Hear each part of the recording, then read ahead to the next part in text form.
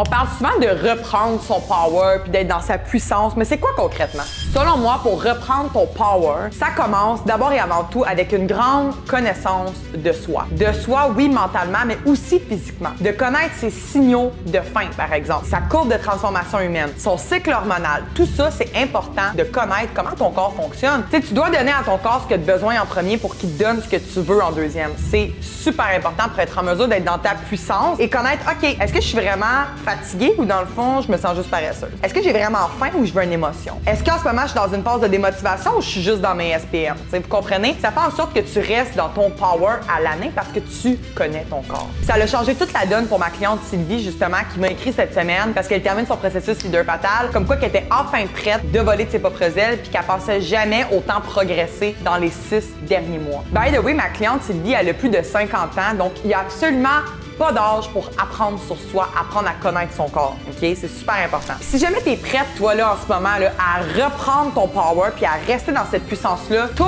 l'année 2026, c'est exactement ce que je vous ai expliqué lors de la journée 4 de mon événement gratuit Hourglass. C'est la journée où est-ce que les femmes ont repris leur power et ont acquis des connaissances qu'elles n'avaient pas avant l'événement. Donc, si jamais tu veux avoir ces connaissances-là, toi aussi, je t'invite fortement à m'écrire Hourglass dans les commentaires et je vais t'envoyer toutes les informations.